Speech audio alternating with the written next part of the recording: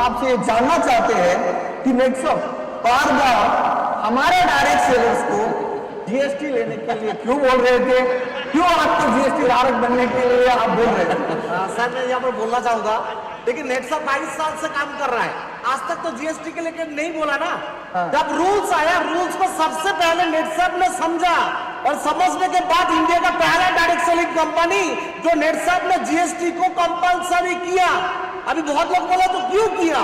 क्योंकि नेटसप सबसे ज्यादा किसी को प्यार करता है तो वो डायरेक्ट सेलर को प्यार करता है, और डायरेक्ट सेलर को नेटसप बुलेट जैकेट बना दिया है और जैकेट पहन दिया है। और जो बाहर का बाकी कंपनी बोलता था ना, तो मजाक कर रहा है, मजाक कर रहा है, तो मजाक कर रहा है बोल रहा था, आज गवर्नमेंट उसके साथ मजाक मजाक किया।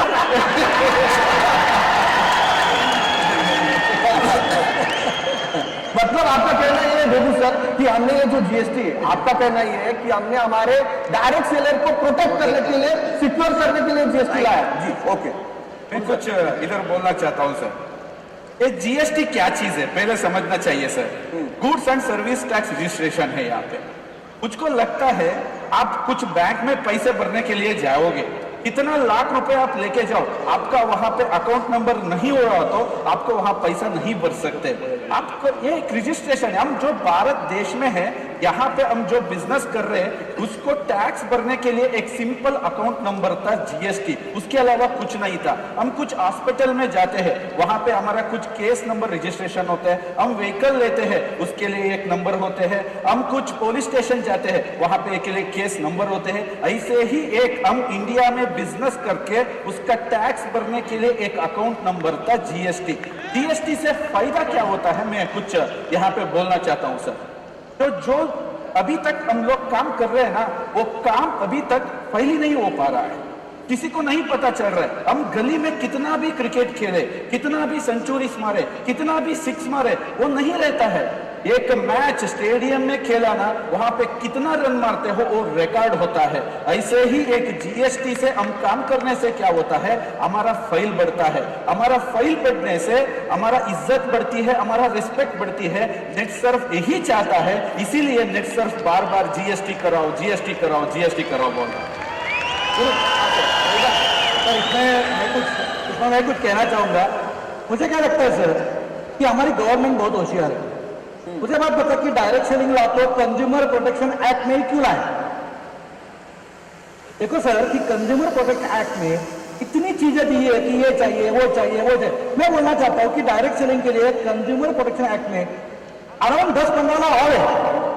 और ये मतलब गवर्नमेंट ये चाहती है कि अभी डायरेक्ट सेलिंग में ऐसी कंपनी चाहिए ना कि जो होशियार हो, जो सीरियस हो, जो आगे कुछ करना चाहती हो, कि जिनको हमें डेवलप करना है। नेटसप एक होशियार कंपनी है। हेलो, नेटसप एक होशियार कंपनी। और नेटसप ने जैसे ये लॉ आया, जैसे इन्हें किरण ने भी कहा कि 90% हमने तो किया ही था, तो नेटसप ने ये लॉ को डिकोड किया, ये लॉ को समझा, और इसमें नेटसप बिजनेस कर रही है तो ये बिजनेस क्या है उनको मालूम है। अभी देखो कि जीएसटी आया, जीएसटी एक लॉ है ना, इसमें अंदर का लॉ। अभी जीएसटी का 24 सेक्शन क्या कहता है कि जो ये बिजनेस करता है, अगर उसका इंटरस्टेट बिजनेस है तो जीएसटी कंपलसरी है। देखो बहुत सारे जीएसटी ऑफिसर भी क्या बोलते हैं, 20 लाख की इनकम के बाद 20 लाख नहीं। तो ये कहता है 24 सेक्शन ये कहता है कि पहली चीज, अगर आप इंटरस्टेट बिजनेस कर रहे हो तो आपको जीएसटी कंपलसरी है। जीरो इनकम है तो भी भाई नेटसप तो इंटरस्टेट बिजनेस हम लोग कर ही रहे हैं। दूसरी बात यहाँ पे ये है कि ई कॉमर्स है तो भी आपको जीएसटी कंपलसरी है। तीसरी बात है कि आप सर्विस प्रोवाइड का बिजनेस कर रहे हो तो भी जीएसटी कंपलसरी है। और चौथी बात यह है कि हमारा जो डायरेक्ट सेलर है या फिर B2B बिजनेस करता है तो भी जीएसटी कंपलसरी है। मतलब नेटसप ने यह जीएसटी कंपलसरी क्यों किया? किसके संरक्षण के लिए? हमारे राजा जी के संरक्षण के लिए। बराबर क्या है? इसलिए ये चीज इंपॉर्टेंट है मुझे लगता है। थोड़ा सा सर, नेटसप ने जीएसटी कंपलसरी इसलिए किया, नेटसप भारत की कंपनी है, भारत को प्रेजेंट करती है, रिप्रेजेंट करती है। नेटसप भारत के संविधान को मानती है और रिस्पेक्ट भी करती है। और नेटसप जो है भारत के संविधान का अपमान नहीं करना चाहती है। और नेटसप देश के पुनर्निर्माण में पार्टनर बनना चाहती है। और नेटसप जो है देश का जीडीपी बढ़ाने में एक अपना कंट्रीब्यूशन देना चाहती है।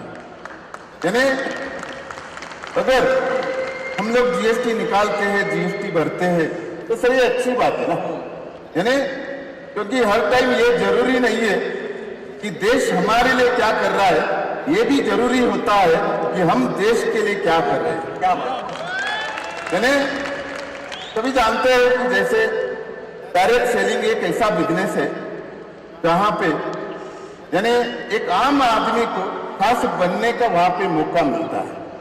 या तो डायरेक्ट सेलिंग एक ऐसा बिजनेस है जहां पे कम समय में हमारे जीवन के सारे सपने पूरे होते हैं, इसलिए बहुत सारे लोग जो है अपना सब कुछ छोड़ छाड़ के फुल टाइम काम करना शुरू कर देते हैं। इन्हें फिर जॉब छोड़ देते हैं, चाहे वो बिजनेस बंद कर देते हैं। अभी समझो अगर जीएसटी नहीं निकालेंगे और अगर नेटसर्फ अगर उनको कमीशन देगा तो ये इलीगल है ना, और गलत काम कितने सालों तक कर सकते हैं? 1 साल, 2 साल, 3 साल, वो तो चोरी है, वो कभी ना कभी तो पकड़ी जाएगी, फिर गवर्नमेंट गला दबाएगी। फिर हमारे जो डायरेक्ट सेलर अपना सब कुछ छोड़ छाड़ के सारा दाव पे लगा के अगर करियर करने आए थे तो उनका करियर फ्यूचर खराब हो जाएगा, सारे सपने टूट जाएंगे और वो रोड पे आ जाएंगे। अभी हमने कुछ महीनों पहले देखा है कि कुछ कंपनियों ने ये सारी चीजें हल्के में ली थी, अभी उनके डायरेक्ट सेलर को कितना भारी हुआ वो उनका पूरा रोड पे आ गया। यानी इतने सालों का करियर उनका खराब हो चुका है उस चक्कर में। अभी नेटसर्फ ने 25,000 लोगों का जीएसटी निकाला है, यानी आने वाले कुछ महीनों में सारे लोग जीएसटी उनका चला जाएगा। मतलब हमारे सारे डायरेक्ट सेलर का करियर अभी सिक्योर हो चुका है। नेटसर्फ ने अपने कोई निजी फायदे के लिए जीएसटी लगाया नहीं।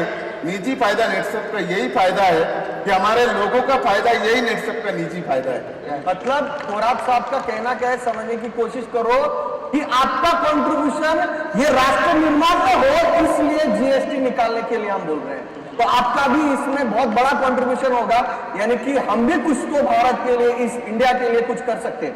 जी सर।